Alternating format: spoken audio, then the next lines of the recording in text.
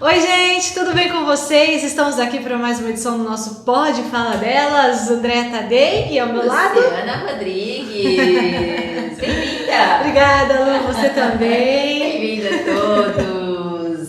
Mais um episódio da nossa terceira temporada. Hoje nós temos um tema muito interessante. Sim, você que está aí, você vai aprender e vai indicar este vídeo para mais pessoas, inclusive profissionais da área, hein? Com certeza, principalmente, né? É um tema que nos últimos anos, digamos assim, pelo menos da minha parte, eu entendo que ganhou maior força, maior, né, visibilidade, e um tema importantíssimo para quem tem filhos, para quem tem sobrinhos, para quem é da área de educação, para quem é da área de saúde. Quem que é a nossa convidada? Nossa convidada é ela, terapeuta ocupacional, Esti Machado. Bem-vinda, Esti! Obrigada, Andréia. A Stephanie, ela é terapeuta ocupacional, é especialista em desenvolvimento infantil, né, Esti? Olha o tamanho da responsabilidade!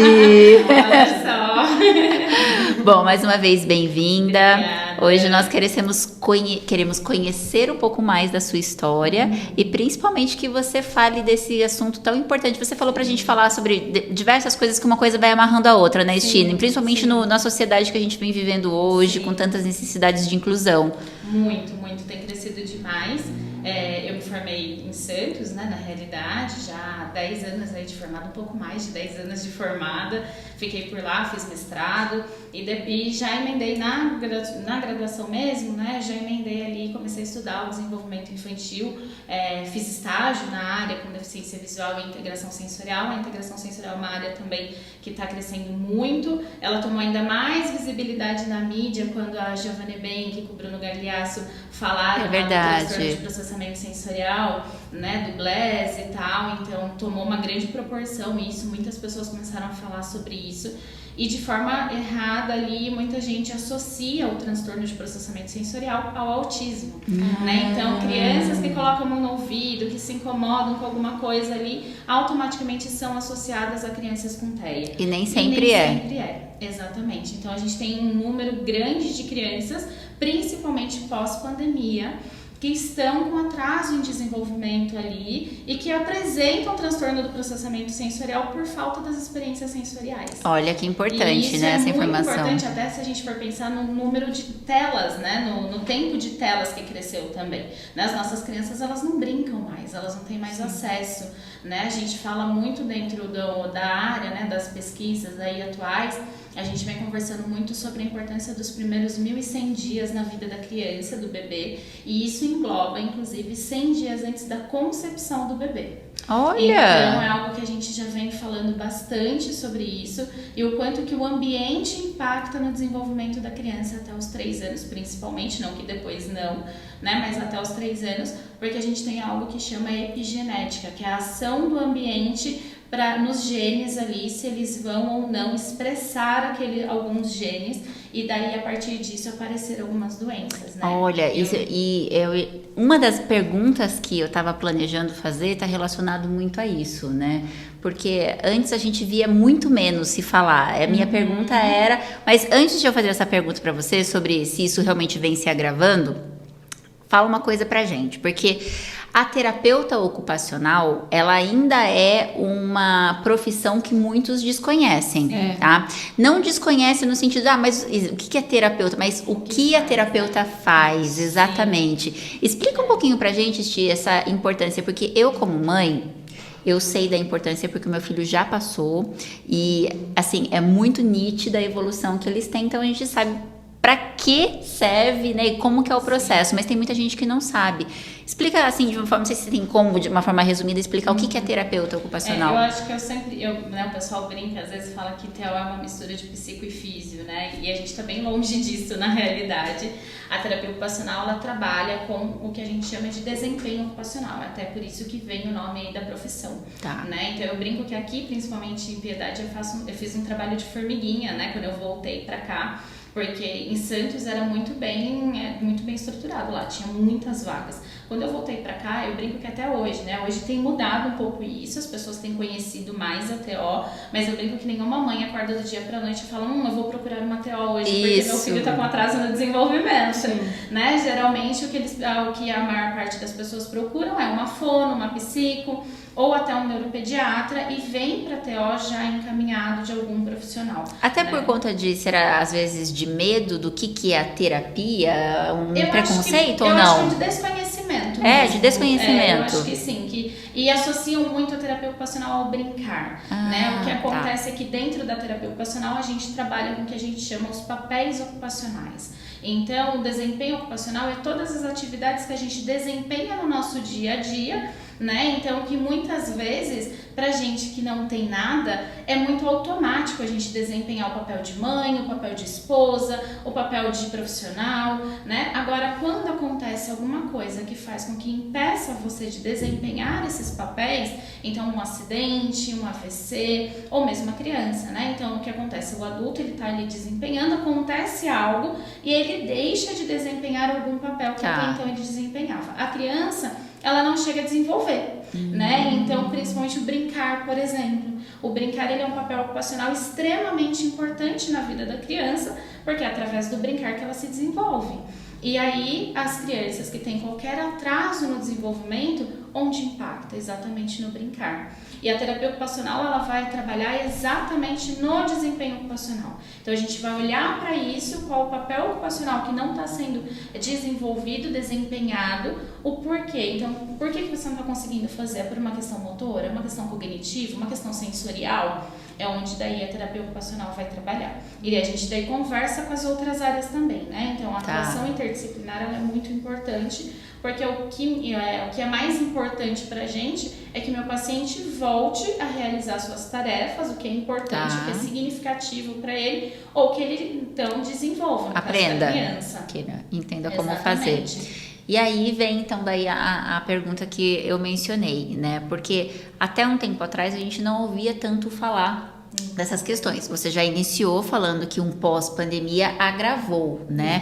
Mas a verdade é que eu acredito que sempre existiu isso, só que não era tão estudado, tão trabalhado. Sim. É de fato? Sim, muitas vezes era falar do quê? Que a criança era frescura, né? Então, dói pra cortar a unha, dói pra cortar o cabelo, é frescura, né? Imagina, onde dói?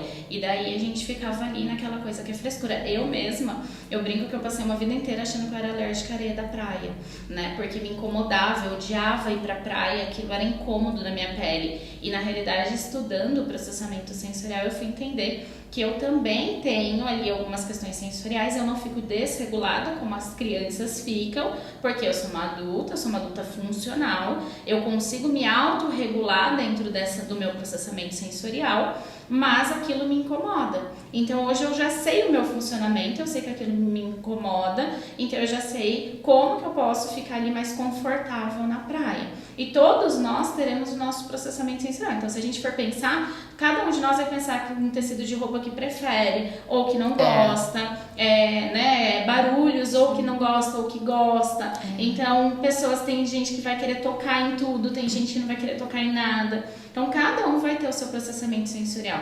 O que acontece é que a gente fala que a gente tem um limiar dentro do sistema nervoso central, que é onde comporta as respostas que a gente chama de respostas adaptativas. Então, a gente tem uma gama ali desses limiares, algumas crianças elas saem dessa gama. Então, realmente chega muita informação para elas e elas ficam desorganizadas. O Rico, ele era assim... colocava uma blusa nele, porque tá pinicando. Ah, não, porque me aperta. Porque me sufoca. Dava um alimento pra ele, porque espeta. Ou se dá alguma coisa pra pegar, não, porque é uma sensação horrível, né? E a gente trabalhava com o fato de para de ser frescurento. Só que chegou assim num auge que não dava mais, estava sendo enlouquecedor em casa.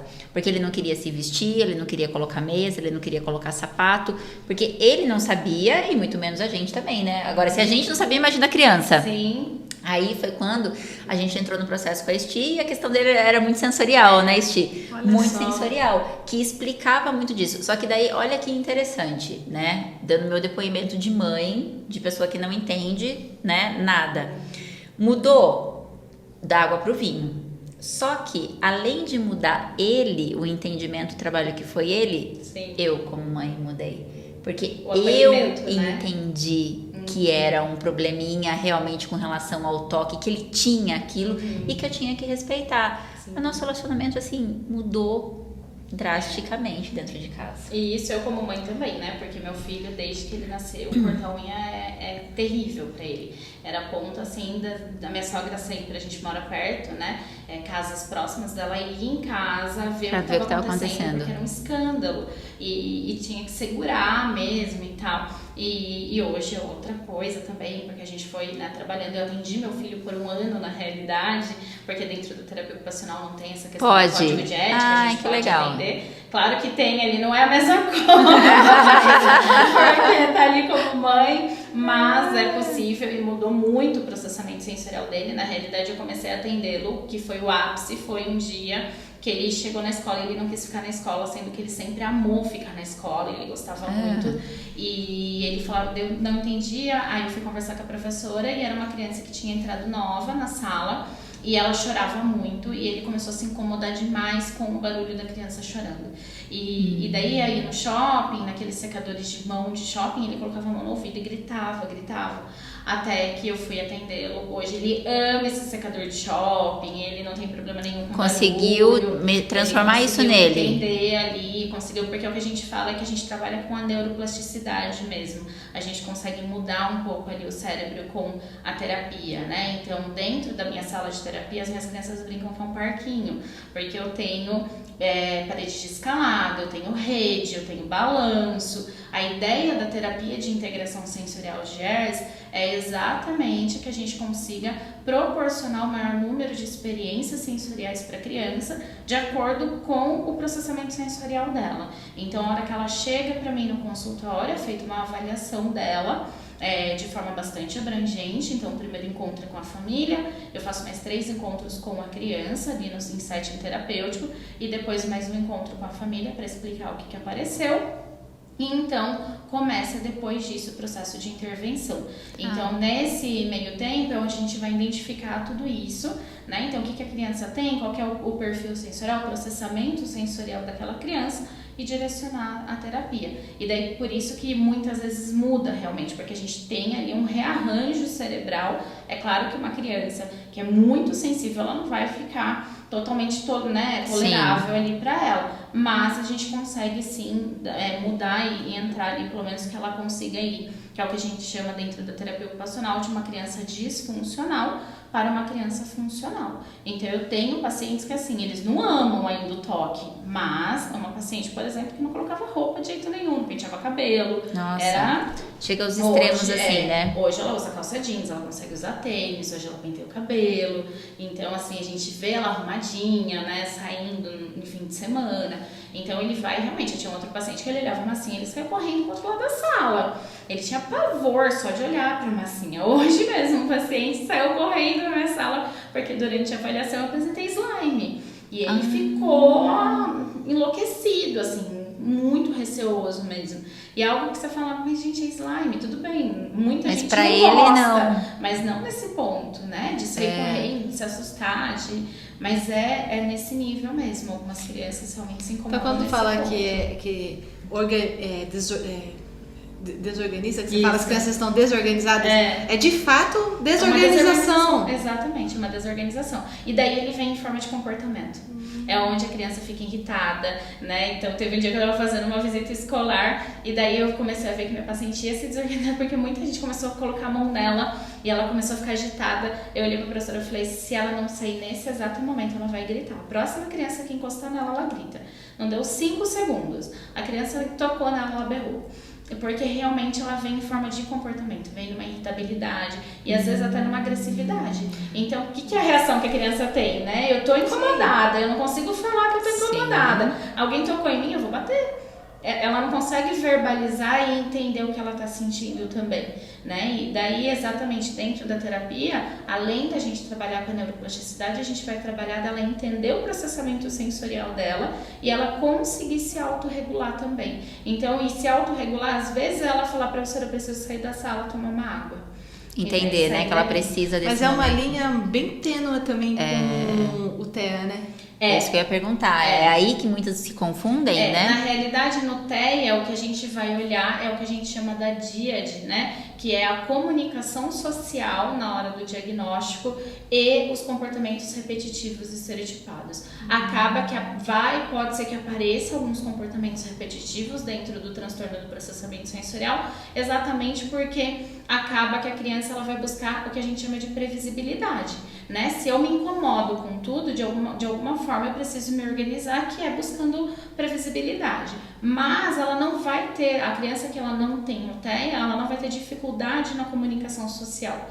E a dificuldade na comunicação social, às vezes, não é nem não se comunicar, é no sentido de se comunicar de forma inadequada também. Então, você vê que a comunicação ali realmente, e daí até por isso que de uns tempos, né, pra cá, né, do DSM, eles colocaram, antes era uma tríade, hoje é uma díade para o diagnóstico, porque eles entendem que nem toda criança autista ela vai ter transtorno de linguagem. Então, a gente tem crianças com transtorno do espectro autista que elas falam, que elas são verbais. Porém, quando você olha para a interação social delas, principalmente nas meninas, é muito difícil diagnosticar o TEA porque elas conseguem mascarar os sintomas delas. Então, por conta de questões sociais mesmo. E daí, quando elas entram ali no contato social, após o contato social, elas têm realmente um cansaço absurdo de ter feito o contato social. Elas ficam muito, muito cansadas mesmo, assim. E daí, a hora que chega em casa, elas ficam, assim, às vezes precisa ficar 2, 3 dias para se recuperar. Caramba, desse contato social. É puxado, né? Para eles, né? Deve ser muito exaustivo tudo isso. Né? É exatamente isso, é uma exaustão no contato social, principalmente para as meninas. Porque eles precisam fazer muito esforço para estar naquele meio. Exatamente. Principalmente por isso que a gente fala, quem é o TEA nível 1 é TEA leve, não tem nada de leve.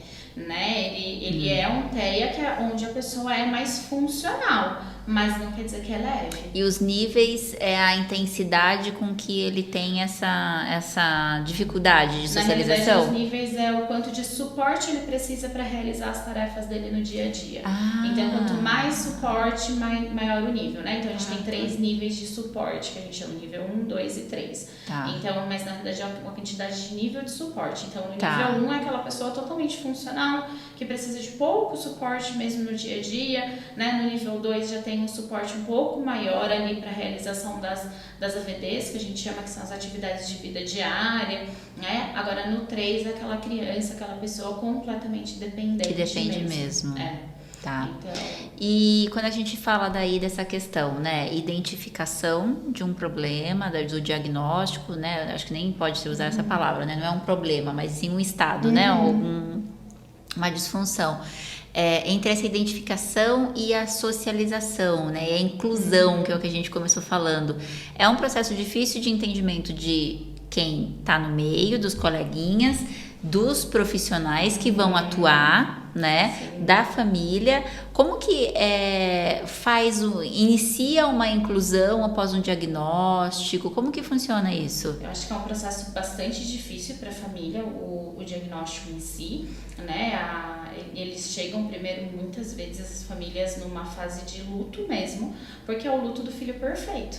Né? Então, entender que aquela criança que eles idealizaram, que eles, né, imaginaram, não existe, né? E ter que lidar com aquilo e lidar principalmente com um prognóstico que é muito... não tem muito o que a gente conseguir falar desse prognóstico, porque ele é realmente algo que a gente não consegue prever. Então, muitas vezes tem pai que chega para mim e fala, ele vai falar? Eu não sei. né? Pode ser que sim, pode ser que não. Eu não consigo falar isso. Vai depender do desenvolvimento. Depende muito do desenvolvimento. Pode ser que ele seja funcional dentro da comunicação, mas pode ser uma comunicação não verbal. Então isso é muito difícil realmente para a família. Então assim, tem família sim que olha para mim, né? E uma coisa que eu sempre trago para a família, que eu pergunto é: como vocês estão depois do diagnóstico? Porque muitas vezes a gente olha para essa criança e todo mundo quer fazer 1000 coisas por essa criança e a gente esquece de olhar para essa família que acabou de receber um diagnóstico. Então eu acho que é muito importante olhar para isso. Sim. E daí dentro desse processo é direito da criança estar matriculada dentro de uma escola regular. Então nós não temos as escolas, né?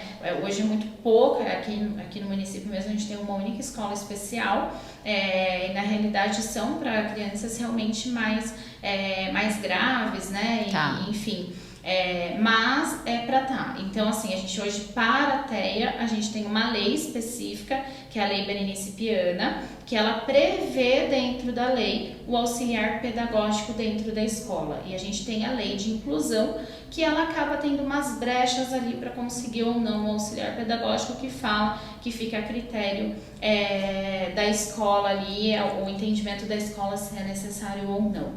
O que acontece é que alguns municípios acabam passando por cima da lei federal e colocando ali a lei municipal, que é querer disponibilizar apenas um cuidador para a criança. Então, se a criança é mais funcional ali no nível 1 e 2, eles acham que não tem necessidade de colocar ali, disponibilizar um auxiliar, sendo que é direito da criança, até por conta do material adaptado ali. Não é só para ajudar a fazer qualquer coisa dentro da escola, mas por conta do próprio material em si. Sim. E muitas vezes, infelizmente, o que a gente vê acaba que faz parte, né, dos atendimentos, da própria intervenção, o acompanhamento escolar. Então, muitas vezes o que acontece? A gente vai para essas escolas, mas a gente encontra realmente muitos desafios para conseguir orientar essas escolas, né? Então, eles até recebem a gente, principalmente escolas municipais, estaduais, eles recebem, só que muitas vezes a gente é vista ali, ou como se eu estivesse avaliando o trabalho ali do professor em sala de aula, ou como se eu estivesse ali para dar mais trabalho para o professor, e a inclusão de fato ela não acontece. Né? Então, quando tem ali o auxiliar, é como se o auxiliar ficasse ali no cantinho da sala de aula com aquele aluno e todo o resto acontecendo. Né? É aquela coisa assim, olha, mas ele está dentro da sala de aula, tem um auxiliar para ele, né? Isso quando não tiram o aluno da sala de aula e levam ele lá para a sala de informática, para a biblioteca. Mas ele a gente, né, tá ali, a gente aceitou a matrícula dele, poxa, olha como a gente é legal. Sim. Né? E a inclusão de fato não vai acontecendo. E a socialização, ela é difícil para eles, mas ela é importante para o processo? Muito. Demais, muito. Né? E é possível, né? Isso que é importante. E a gente tem casos em que a sala de aula, ela entende o comportamento da criança, porque o preconceito ele tá no adulto, né? Ele não tá na criança. Então, assim, eu tenho um paciente, por exemplo, que a sala ela já entende o funcionamento dele e eles acolhem ele super bem. Então, a gente consegue muito trabalhar com as crianças, porque as crianças elas vão entendendo. Eu atendi uma menina que ia para a escola e a sala de aula já falava, não falem alto, porque ela vai se desorganizar, ela vai gritar. Então, assim, a própria sala começou a cuidar para que eles não falassem alto, porque iam desorganizar ela. Então, eles conseguem acolher essa criança, né? Então, só que a gente precisa também levar a conscientização para eles de que o amigo tem um funcionamento diferente e tá tudo bem esse amigo ter um funcionamento diferente, né? Então, daí vai todo um processo mesmo também da gente conseguir fazer uma conscientização da escola, da coordenação, da professora. É sim mais trabalhoso ter que fazer uma adaptação de material, Sim. mas é importante estar dentro da lei. E o que a gente não encontra, por exemplo, é de ir para as escolas, você pergunta, e o PEI? O PEI é o Plano de Ensino Individualizado, que é direito da criança, que deveria estar lá disponibilizado para ela, e não tem. Não tem, simplesmente assim. Sim. Eu nunca cheguei numa escola e encontrei o PEI lá pronto. Então, assim, é realmente ainda muito desafiador olhar para a educação inclusiva, né? E as mães também acabam, ou muitas vezes não sabendo dos seus direitos, ou realmente ficando muito sobrecarregadas e muito desgastadas e acabam, deixa pra lá, ou se não acaba até olhando de, já tá super bem tratado e é isso, sabe? Então tá Fica tudo bem e tá tudo certo, é isso que importa. Então acaba que realmente a gente ainda tem um longo caminho pela frente aí para trabalhar com a educação inclusiva. Na verdade, agora, de poucos anos para cá, né, que a gente tem ouvido falar mais sobre o transtorno do espectro autista, sobre essas doenças, né, a própria ansiedade, depressão, sim, né, sim. Porque até pouco tempo atrás a gente não via nada disso. Ou era velado, não sei, ou a gente não tinha acesso mesmo à informação. Mas daí agora a gente tem esse acesso. E aí a impressão que dá é que daí fala assim, fulano, o filho foi diagnosticado com autismo. Aí sempre tem uma pessoa, geralmente assim, uma pessoa que tem um pouco mais de idade, que de repente não acompanha a evolução das coisas, né, acontecendo. Todo mundo agora é autista, todo mundo Virou agora...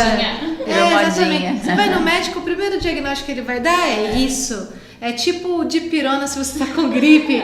Eu falo, mas calma aí, eu acho que tá invertendo, porque agora a gente tem acesso a essa informação, né? Exatamente. Mas também não acontece de muito diagnóstico errado, porque a gente sabe que para fazer um diagnóstico desse tem que ser estudada, tem que ter muito cuidado, tem que ter muita atenção, deve ser uma bateria de exames e respostas e questionários gigantesca, né, Esti? Sim, e essa é uma grande questão. Acho que a gente tem os dois vieses. Sim, a gente tem hoje um número maior de diagnóstico, porque a gente tem profissionais mais preparados e maior informação. Até na internet a gente pega, tá tendo epidemia de autismo. Não tem epidemia nenhuma, né? Na realidade, houve um aumento sim, e tem crescido cada vez mais. Então a gente acompanha esses dados aí pelo CDC, que é o Centro de Controle de Doenças dos Estados Unidos. Infelizmente, até hoje não foram publicados dados do IBGE aqui do Brasil. Então, assim, a gente não tem dados de prevalência de autismo no Brasil. Foi coletado esses dados, acho que em 2019, alguma coisa assim, até hoje não teve. Eu dou curso, né, de avaliação em autismo, até fui buscar esses dados mais atualizados e de fato a gente não tem nada, a gente acaba utilizando ali, a gente pega a prevalência dos Estados Unidos e tenta fazer uma correlação aqui com a nossa população. Então sim, aumentaram os casos porque existem profissionais mais bem preparados, porém existe o outro lado que sim, a gente também tem aí um número que a criança, qualquer atraso no desenvolvimento é autismo. E a gente precisa ter muita cautela com isso, né? Eu falo muito isso para as famílias. Tanto por um lado no sentido de ter cuidado, porque nós terapeutas estamos ali com a criança o tempo todo, pelo menos uma vez por semana, 50 minutos na semana. Quando a criança ela vai para o médico, ela está ali no máximo 1 hora. É um recorte total. Quanto ali dá tudo isso? Então assim, é muito, muito pouquinho para o médico bater o olho, né? Então assim, a gente tem sim médicos muito responsáveis que não fecham o diagnóstico logo de cara. Então, o que eles geralmente fazem? Fazem uma hipótese diagnóstica e encaminham para as terapias. Faz um tempo de terapia, vê como que a criança responde e depois volta, olha para os relatórios dos terapeutas e depois faz uma avaliação se a criança já tem idade para avaliação neuropsicológica. Dentro da terapia ocupacional a gente não fecha diagnóstico, mas a gente pode sugerir diagnóstico, aplicar avaliações de rastreio e sugerir e complementar ali a avaliação para encaminhar para o neuropediatra. O que eu faço dentro da TO é um diagnóstico de terapia ocupacional, um diagnóstico terapêutico ocupacional.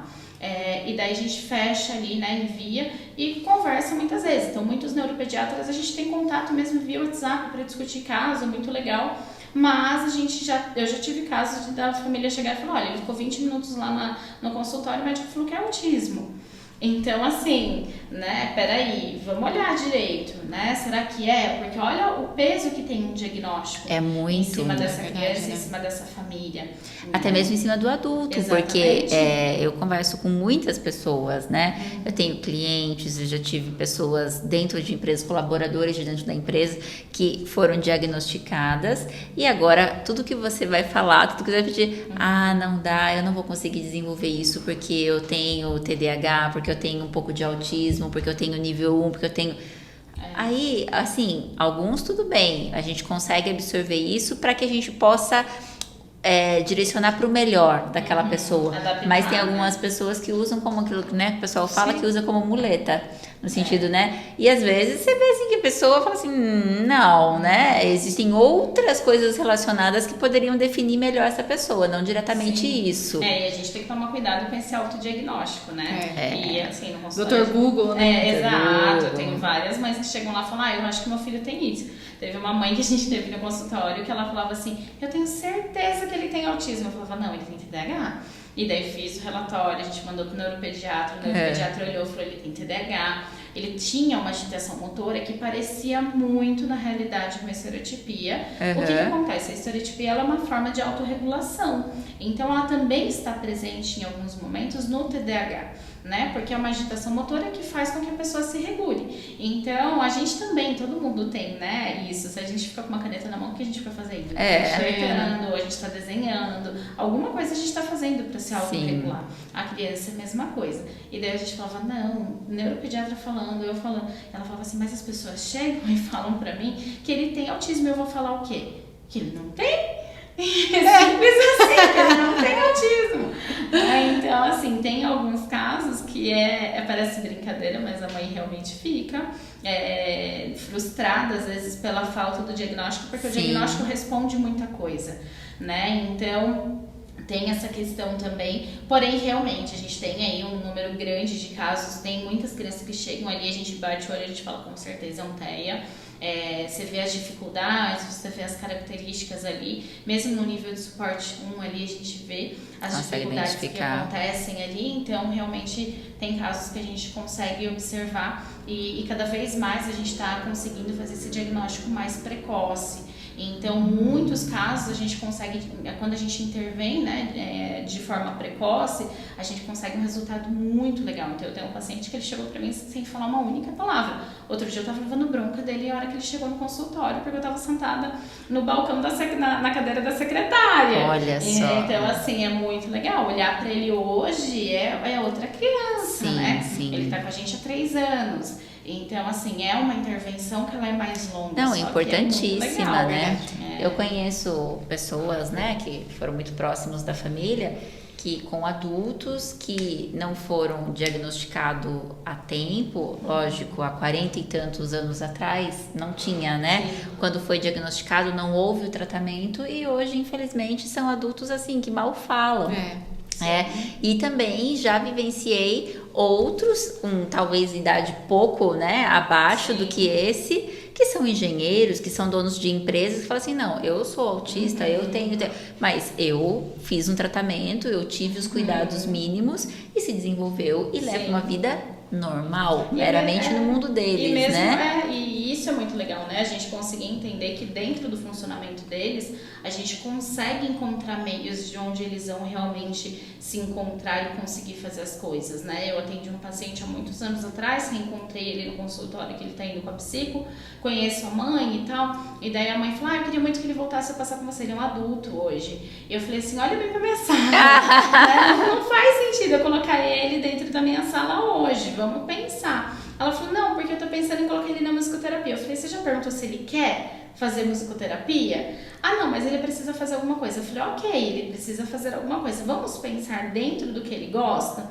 Ele gosta muito de jogos, ele é fissurado, ele gosta muito de mexer em celular e tal. E daí eu encontrei um amigo, que é TI, que trabalha com desenvolvimento de jogos. E daí eu falei, você não topa dar uma aula pra ele e treinar ele, desenvolver um jogo, desenvolver personagem com ele? Ele falou, topo. Aí eu falei, legal, ele tá amando, entendeu? Porque eles precisam se encontrar, né, Esti? E daí o que eu propus pra ela? Eu falei, vamos esperar ele conseguir estar super bacana dentro da área, a gente pode buscar uma empresa que ele consiga trabalhar talvez home office. Verdade. Né? Então, a gente consegue pensar nisso, nessa inclusão no mercado de trabalho, dentro do interesse restrito dele, que é o que ele vai fazer de forma espetacular, porque é o que ele gosta de fazer. Então, a gente consegue adaptar o mercado de trabalho ali, as vagas do mercado de trabalho para esse tipo de pessoa. Só que o que a gente também precisa fazer é sair da sala de consultório. Então, eu sempre briguei muito com isso, porque eu trabalhei uma época em instituição, e eu sempre trouxe isso para as mães. Eu não reabilito a criança para ela ficar entre 4 paredes. eu reabilito ela pra ir pra vida. Tanto que às vezes eu falo em alta pras mães, elas surtam. Como vou viver sem você? Não, eu não quero alta. Eu falo, gente, vocês não estão aqui pra ficar, né, comigo pra sempre. Tudo bem, eu sei que a gente se apega, eu também sofro quando eu dou alta pras crianças, porque eu me apego às crianças. Mas a alta, ela não é algo ruim, pelo contrário, ela é algo positivo, porque a criança conseguiu alcançar uma vida plena, uma vida funcional, e é isso que eu tô buscando com ela aqui dentro, né? Então é algo que a gente precisa, e é muito engraçado, porque a gente tem que trabalhar essa questão da alta com a família, que eles ficam muito inseguros em receber alta, porque infelizmente, principalmente dentro do TEA, é muito implícito na cabeça das pessoas que aquela pessoa nunca vai ter alta, que parece que ela tem que ficar o resto da vida em terapia. Sim. E por que ficar em terapia? Será que a gente não pode pensar numa natação, num esporte, numa arte terapia, que seja fora de uma sala de terapia? Sim, e dê continuidade, né? É exatamente isso, a gente fazer essa conversa e eu entender que a pessoa precisa ter vida. E como que a gente vai fazer isso? Né? Então, quando eu tô ali dentro da sala de terapia, trabalhando, né, a motricidade fina, que a gente chama, eu não tô trabalhando motricidade fina, eu tô trabalhando motricidade fina para ela conseguir comer sozinha, para ela conseguir vestir uma roupa sozinha, para ela conseguir pegar de forma adequada ali no lápis, para que ela consiga ter a interação dela ali na sala de aula, ok. Legal. Então a gente consegue fazer todo esse processo. E aí, além do atendimento que você faz em consultório, né, em unidades escolares, você também dá cursos? Dou curso para profissionais já faz algum tempo, já tenho mais de 15 turmas aí, atualmente tenho 5 cursos, né, dentro da área infantil, com instrumentos de avaliação, na área de autismo, e agora em julho estamos lançando mais um curso que vai ser sobre o brincar. E daí tem uma proposta aí, tô pensando, amadurecendo, que é curso para pais, né? Muitas pessoas têm eu ia te perguntar isso, porque assim, tem tantos cursos para profissional, tem atendimento para os pacientes, mas e os pais, né? Muitos pais vêm me cobrando, principalmente no consultório, porque algumas mães me acompanham no Instagram e delas ficam, né, perguntando sobre desfraude, principalmente porque eu dou curso específico para o profissional, a gente trabalha muito com desfraude, para orientar o processo de desfraude, que é algo muito complexo, e algo que eu acabei abrindo há pouquíssimo tempo foi uma consultoria para pais, de forma online, porque acabou que muitos pais começaram a me mandar mensagem no Instagram perguntando sobre o curso, eu comecei a orientar, então eu tenho feito algumas consultorias para pais online, para orientar esse processo de desfraude, e daí tô amadurecendo a ideia ali, para que a gente consiga abrir os cursos para pais também, para alguma orientação ali parental. Você também coordena alguns profissionais, não tem isso? Sim, eu dou supervisão profissional também, e dou supervisão para 2 clínicas, uma do Espírito Santo, outra do Tocantins. Nossa, e você consegue? Eu tô aqui, mãe. Como que consegue? É mãe, esposa, em obras. Meu Deus, como consegue dar conta de tudo? A gente não dá, os pratinhos vão caindo, a gente equilibra um, derruba o outro. Exato, isso daí que é o gostoso. Eu entendi isso, entendeu? Depois de muito tempo, exato, de muita terapia, eu entendi que eu não dou conta de tudo e ninguém dá conta de tudo. E não precisa dar conta de tudo. A gente precisa dar conta daquilo que o nosso momento está exigindo, né? Verdade. E é algo que eu converso muito com meu filho, né? Eu não trabalho para ganhar dinheiro, eu trabalho porque eu gosto, porque é uma realização para mim. Então, assim, eu falo que a TO me escolheu. Porque eu entrei na TO sem saber o que era TO, na realidade. Eu queria psicologia e daí eu acabei passando em serviço. Foi um rolo, né? Eu passei em serviço social, eu passei em Santos, numa faculdade federal. Eu falei pra minha mãe, eu vou. Ela falou, mas não é o curso que você quer. Eu falei, eu vou. E tá tudo bem lá. Eu me viro e vejo o que eu faço. Me matriculei. Quando chegou lá, não tinha área da saúde. Eu falei, o que eu tô fazendo aqui? Eu preciso da área da saúde, é isso que eu quero. E daí eu falei, quer saber, vou pra TO, eu elimino as matérias em comum e depois eu vou pra psico. Aí liguei pra minha mãe e falei, tô mudando de curso. Minha mãe, você tá louca? O que faz TO? Eu falei, não faço a mínima ideia. A hora que eu descobri, eu te conto. Você tá louca? Você vai pro curso que você não sabe nem o que faz. Eu falei, calma, depois eu vou pra psico e tá tudo certo. Eu passei em psico e não quis ir, fiquei na TO. Ficou na TO. Porque eu me descobri ali na TO. Legal. Então eu brinco, eu falo que a TO me escolheu. E assim, hoje não me imagino fazendo outra coisa, né? Que bacana, a TO realmente Chico. é algo que eu me descobri e é maravilhosa.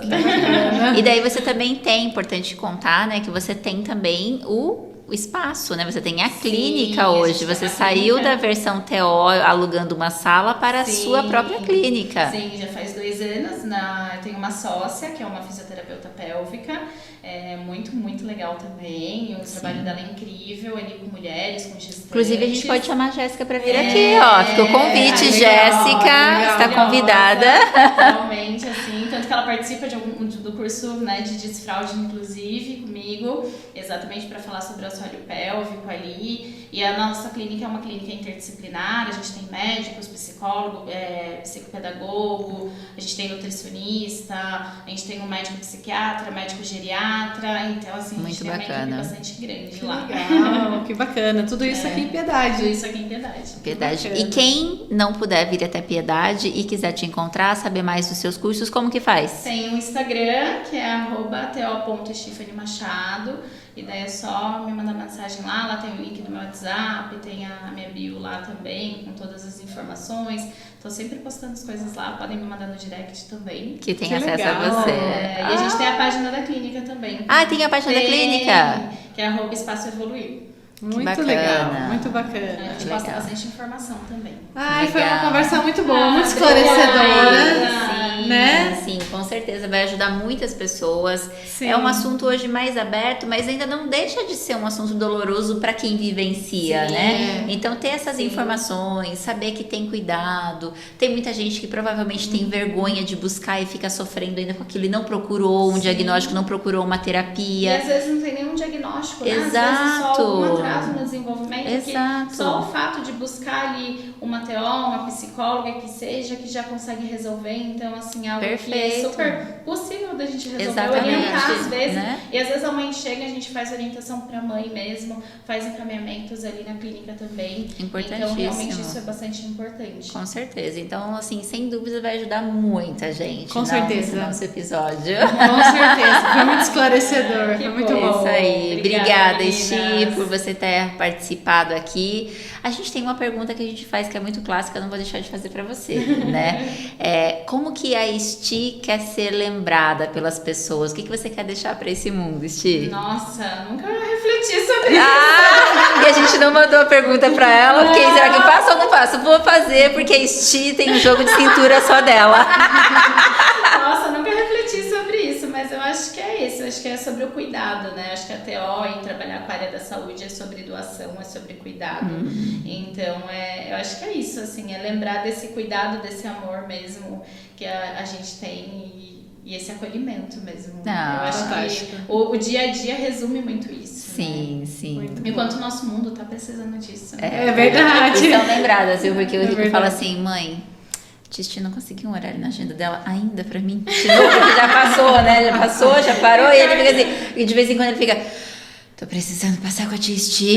Ele faz assim, ó, sem É uma brincadeira, graça, desse jeito. é Ou uma seja, graça. Eu é tenho o que muitos ela pacientes, deixou nele, né? É o que eu tenho você muito paciente. deixou. Eu tenho um outro paciente que ele recebeu alta com muito custo e ele fala até hoje, ai, tô precisando muito conversar com você. Aí eu falo, vamos lá, marca um dia, pelo menos pra você ir lá, É porque o que deixa é muito forte neles, né? E é muito Mudança. gostoso, porque a gente cria um vínculo mesmo com eles, e é muito legal, né? Eu brinco lá com minhas crianças, elas entram numa boa, elas choram pra ir embora. Então tá tudo certo, né? Hoje mesmo eu tava atendendo um paciente, entrou a outra, e ela não era nem comigo, ela era com a psicopedagoga, ela saiu da psicopedagoga e entrou na minha sala. Eu falei, mas você já veio hoje aqui? Mas ela queria ir embora, eu não queria sair de jeito nenhum. Você né? pega. Então, é assim, é uma delícia Ai, essa que relação. gostoso, E criança é. tudo de bom, né? Verdade. Obrigada, meninas. Para vocês que nos acompanham, não deixa de compartilhar esse episódio, que com certeza vai fazer muita diferença na vida de muitas pessoas. Então compartilha nos seus stories, compartilha pelo WhatsApp, compartilha com os amigos, marca os amigos. Todas as quintas-feiras Às 20 horas no Spotify e no YouTube. estamos aqui, né, Esti? Sim, com Até certeza. a próxima. Tchau, Tchau, tchau. tchau.